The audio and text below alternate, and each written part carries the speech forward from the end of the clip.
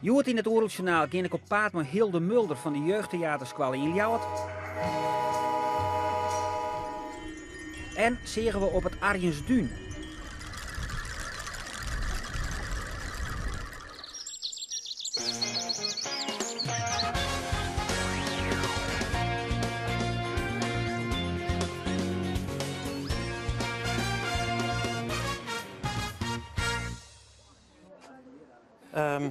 Goed, na een uur heb ik kunnen constateren dat niemand de kaasschaaf heeft teruggehaald. En heb ik het mogen klassificeren als verloren voorwerp. Marjolein, ook hier graag even wat rustiger. Johan Excuus. die zat bij ons op de jeugdtheaterschool, ja. Ah, okay. En zij hebben hier, wat geef je eigenlijk in? Ja, dit is een schuur van Staatsbosbeheer en die is ingericht als depot voor verloren voorwerpen. Hilde Mulder staat al voor de 4e keer op Oerl Mooi en Meeuw. En regisseren alles bij theater en bij jeugdtheater Gnaffel. Is je altijd in Oerl? Nee. Alleen nog had ik hier... Alleen nog hadden wij hier voorstelling van. Ik vind... Ja, dat vind ik eigenlijk het leukste, om op Oerl te werken eigenlijk. En deze simmer is het een beetje een combinatie. Want ik hoef hier net alle voorstellingen bij te wijzen. Dat ik er alle tijd om echt oren dingen te zien. Dat vind ik toch raar, hè? Van, ja, als theatermaker dan wil je toch zo vol mogelijk zien, lijkt mij. Ja. Ja, dat is exact. Maar Nee dus. Doe net. Doe net. Doe vast op dit moment door de koer. Maar wij staan hier natuurlijk wel 1 keer in de 2 jaar, zo niet elk jaar. Hè? Dus ik ben wel een geregelde bezoeker. Ja, zo. Maar een eigen voorstelling is wel echt een stimulans. Ik vind het echt wel een heel gedoog om, als je net werkt, om dan slaapplakken te vinden, kaarten te krijgen. Dus dat weerhoudt mij er eigenlijk ook wel van. Ik ben een beetje lui in dat opzicht. Uw hand iets hoger. Ja, dankjewel. 17, 18 en 19. Als u het formulier gaat invullen, spieken heeft geen zin en overleggen eigenlijk ook niet. Wat we weten te vertellen over dit konijntje is dat de vorige eigenaar een kind is geweest. En wat we ook hebben kunnen herleiden is dat dit kind een broertje of een zusje heeft gehad. En misschien wel meerdere broertjes of zusjes.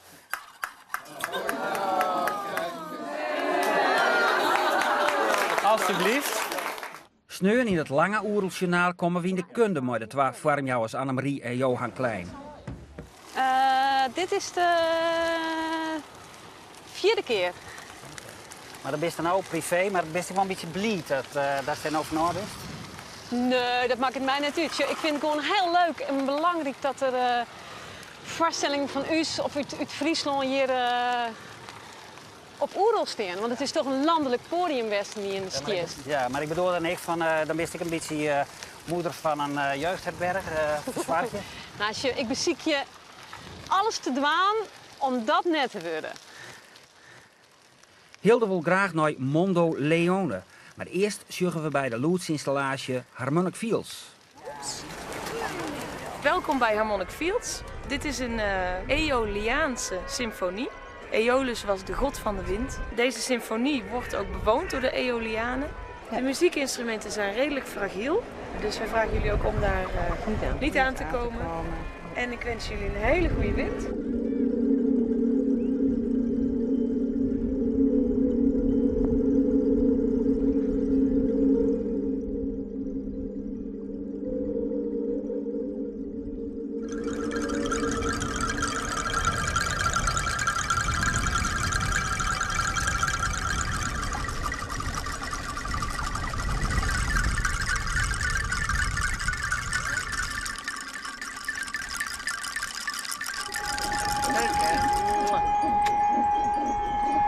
Geweldig, hè? Ja, mooi, hè? Je kan het eigenlijk heel je hoofd in doen. De winden van de wereld. Als je de uitleg hoorde, dat ze ongeveer tussen 800 en 900 verschillende geluiden. En dan heb je ook nog dat je van verschillende winden, van verschillende eilanden. Heel gaaf. Harmonic Fields is maken door de Fransman Pierre Savagot. De klankfilm die no drapière worden oer de duin bij Hey beleven 2 jaar al haar première. Op het dik aan de waardkant van Schielge. Het is als thuiskomen voor de makkers. Het this kind of project is very important, and what Urals Festival is doing is very important, because now it's the interaction between art, culture and landscape, and it's another way to meet, to have meeting with artistic projects, and I think these projects do have to exist.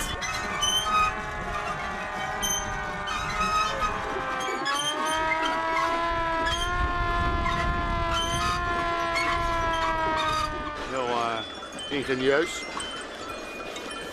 2 jaar geleden al een gedeelte van gezien. Maar nu is het, ja, denk ik 10 keer zo groot. Zo om me heen kijk. Ja, gaat ook, hè? En ja, prachtig. Klinkt heel mooi. Rustgevend.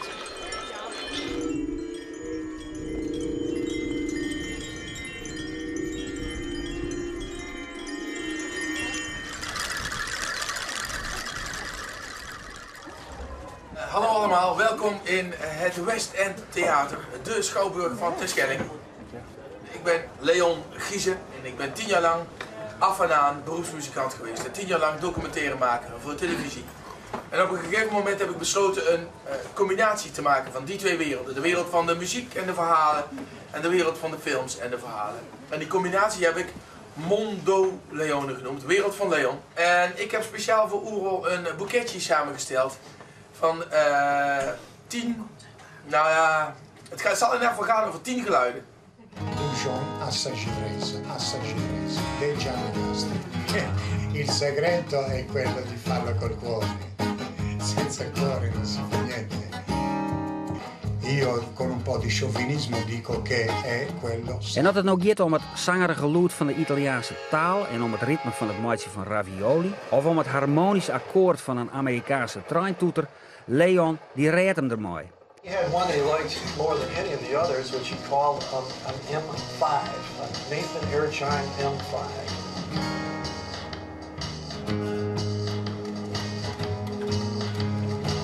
Where are we going to? It's just right here. I'll show you a spot that I used to record from in this place. Ik was in Amerika en ik zat naast die man in de auto. En ik dacht, hier moet ik het over hebben. Dit is echt iets voor mij. Oké, voor wie dit te snel gaat.